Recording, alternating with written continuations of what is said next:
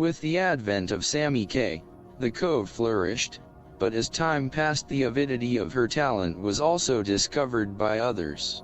The once vacant Meridian Avenue becoming a hub for quality entertainment with the addition of new facilities, the elegant Ramada Inn, the airport Sheraton and a sports bar endowed Hilton Inn. The inaugurating Pirates Cove entertainment menu continued with the successful Sammy Kaye, but it was just a matter of time before the much larger Hilton approached the Velma Alma, Oklahoma country girl. Sammy accepting an offer from Hilton, apologetically thanking Gary for giving her the opportunity to expand her entertainment horizon.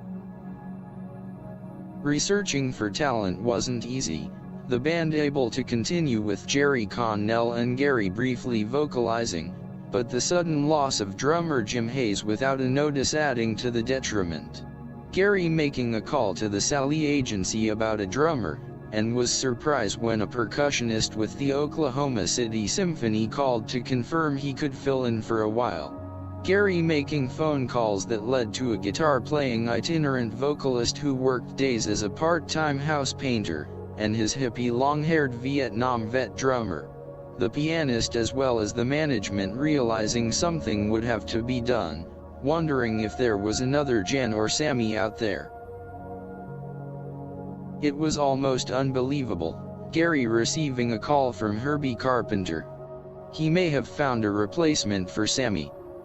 The club owner stating her name was Debbie Swisher, and had been appearing at the Copa Club, in the Habana Inn with the Joe Davis Quartet, and interested in working, adding that she had given notice. After meeting with her, Gary was elated, but somewhat suspicious of someone taking a professional step down, but deciding she was sincere with her desire to work with the band. Gary having no qualms about giving the house painting vocalist notice, but was more than satisfied with Vietnam vet Eddie Ferguson on drums, the band now consisting of Debbie, Eddie, Jerry Connell on guitar, Gary playing piano and keyboard bass and the addition of Jerry Willis lead guitar on weekends. Debbie was no stranger to the world of music. In 1955, 3 school-age girls from Hanover, Pennsylvania started a vocal group called the Pixie Three, rising to prominence. Appearing twice on the Ted Mack Amateur Hour, and in 1963 having a top 40 hit on Mercury Records.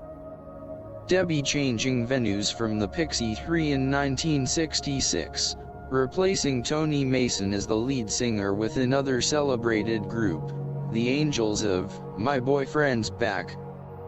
With Debbie on the Pirate Cove bandstand, it didn't take long for her vocal expertise to capture an audience, the club capacity again expanding. The pianist finding Eddie Ferguson, the Vietnam vet, was somewhat different from any drummer Gary had ever worked with. Besides exhibiting perfect timing, he professed a volume resiliency that was unique from most drummers, in that it didn't override the musical expression, but lifted it. He was a man of few words, not shy, but adding only prevalent observations to a conversation.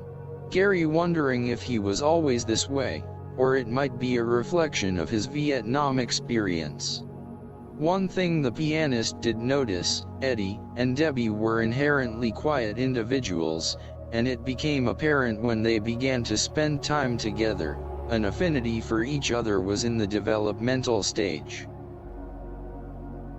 The early spring found Gary and his wife journeying 40 miles to Eddie's mother's home in Purcell, Oklahoma for the baronial marriage of the two.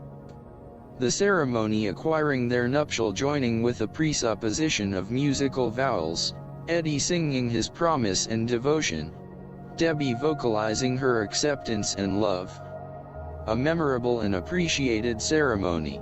Gary's declaring the event as an ovation to the couple's life journey.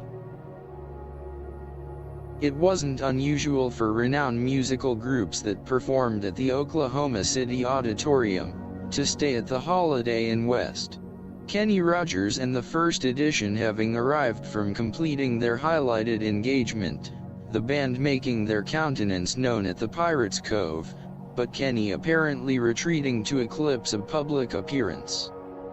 Gary waiting until a break to approach the band members, asking if they would address their fans by sitting in. With invitation accepted, the announcement made, the first edition mounting the bandstand, receiving accolades from the capacity restitution. The visiting musician fulfilling their sit-in commitment, returning to their table, relating they had another show tomorrow night in Stillwater, and would drop by again.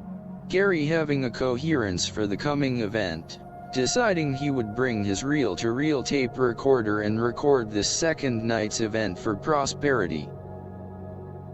The following evening placing his tape recorder on the front seat of his car, starting to the Pirates Cove, but when turning left off May Avenue, an oncoming pickup truck suddenly appeared like an apparition. Gary not seeing it until the collision. The Comet striking the oncoming vehicle, its forward momentum sending it escalating up the May Avenue roadway. Gary's knees buckling the steering wheel and impacting his chin. Gathering his orientation, the driver's side door still operable, getting out glancing up May Avenue, the pickup coming to rest 100 yards up the road, the driver sprawled half in and half out, exhibiting no signs of movement. Gary reacted immediately, heading to the 7-Eleven store adjacent to the accident, telling the stunned counter employee several times, the person in the pickup might be seriously hurt, to call an ambulance. Then noticing his reflection in a window displayed and the reason for an aghast clerk, the musician's face was covered with blood. The ambulance arriving before local law enforcement, the pickup driver now alert declining the need of assistance. Blood was flowing from Gary's chin, his knees in pain. The responders approaching Gary, suggesting that they transport him to South Community Hospital, Gary hesitant, having a concern about the disposition of his car, being assured by the ambulance responders. The police would see to it.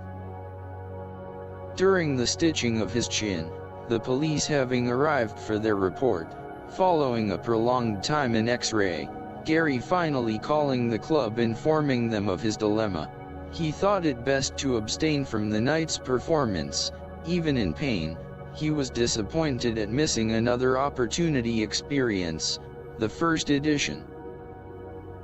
The succeeding night, bandaged and bruised, the pianist diligently mounting the bandstand advancing the motto of his craft, the show must go on, thankful to be returning, but saddened at the loss of his traveling companion, the 1963 Comet.